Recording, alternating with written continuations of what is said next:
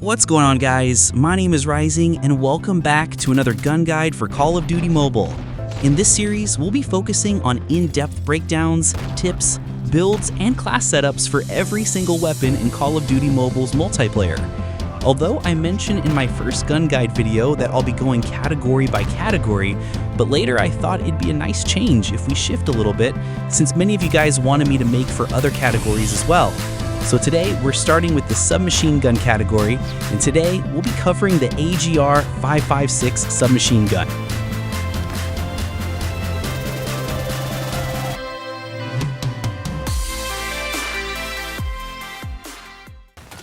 The base model ported from Modern Warfare 2019, the AGR 556 is based on the real-life Steyr AUG Para submachine gun. The AGR is a 5 to 6 shot kill weapon, dealing 25 damage in the initial damage range, dropping all the way down to 17. Unlike most other weapons, the AGR does not offer any body part damage multiplier apart from the head, which is also extremely insufficient. This means that headshots are literally useless, and you need not be aiming for the head unless you're going for some camo challenges. The rate of fire is moderate for an SMG at 750 rounds per minute. This means our time to kill will be a competitive 240 milliseconds up close, dropping all the way up to 400 milliseconds. The time to kill may sound promising, but if we look at its range profile, the 4-shot kill range is very small, up to 14 meters, while the 5-shot kill range is only up to 20 meters. This is a very harsh damage drop-off for such a time to kill in this game, and if we compare it to the top-tier weapons, we see that the AGR has very poor performance in almost all ranges without any niche spot. Coming to its accuracy stats, the AGR has a very good ADS bullet spread compared to other submachine guns, although its hipfire spread is standard for an SMG. Its hit flinch is slightly above average, and the bullet impact is average for a submachine gun. Coming to the recoil though, this is where things get really worse.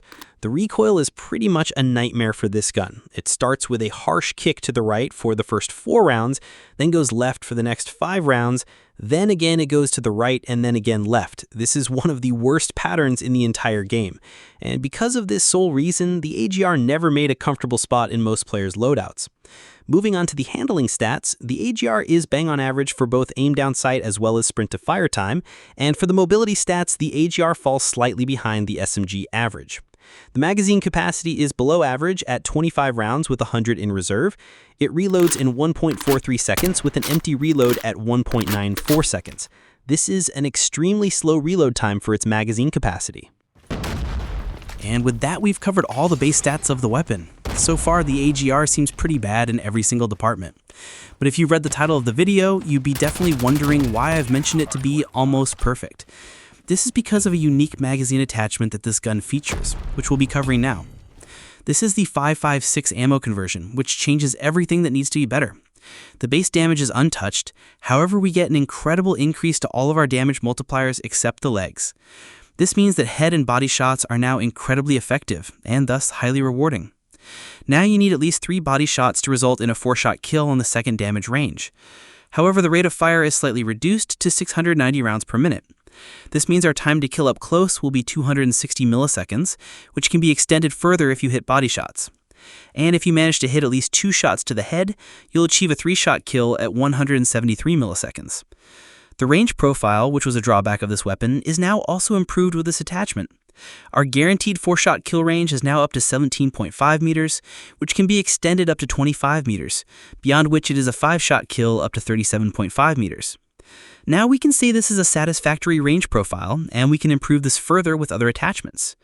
Apart from the lethality and range, the 5.56 ammo increases your aim down sight time slightly based on the magazine you're using, whether you're using the 30-round mag or the 60-round mag.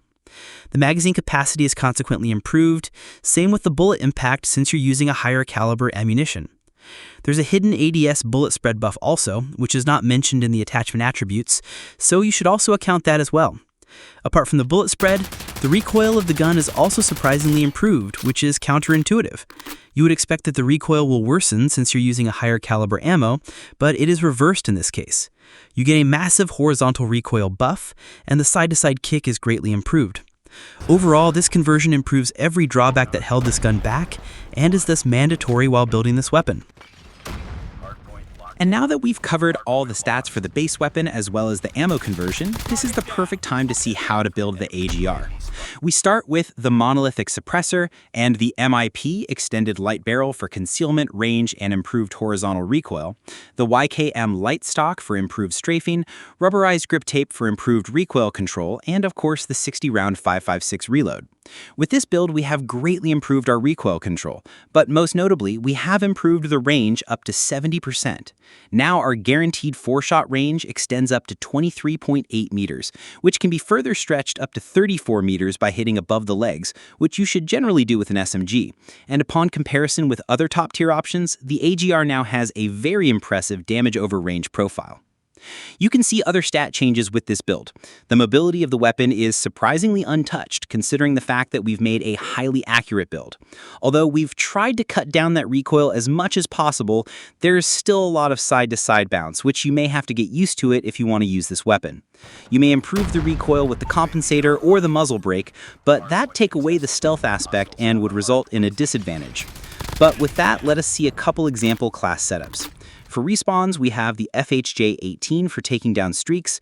We have the perk Greed Red as our wild card, allowing us to carry 2 red perks, which we have Dauntless and Flak Jacket in this case. And for the other 2 perks, we have Quick Fix and Hardline. You may swap out Hardline for firepower support if you want. For the lethal equipment, we have a Molotov cocktail, and for the tactical, we have a trophy system. Operator skills and score streaks can be chosen as preference.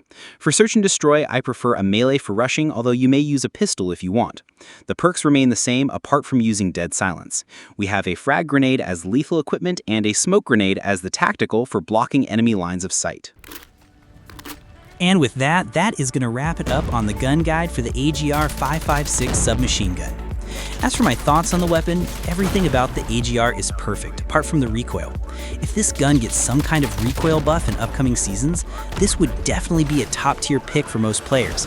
But since majority of the player base, including me, rely upon the ease of use of a weapon, I don't see myself using this gun too often. However, if you can somehow manage the recoil, you can definitely shred enemies with this gun and you'll fall in love with it. Overall, it is an upper-tier option in the current meta, and its effective use highly depends on the user's aim. I'd highly suggest you to give it a try and see whether you like it or not. And of course, those were just my thoughts on the AGR 5.56. I'd love to hear from you guys. What do you think of this weapon? Do you think the recoil is controllable, or are you better off using something else with easier recoil? Just let your thoughts in the comment section down below. If you have any submachine gun or in fact any other weapon in mind, let me know which one you want me to cover next. Make sure to subscribe and leave a like on this video, and I'll catch you guys on the next one.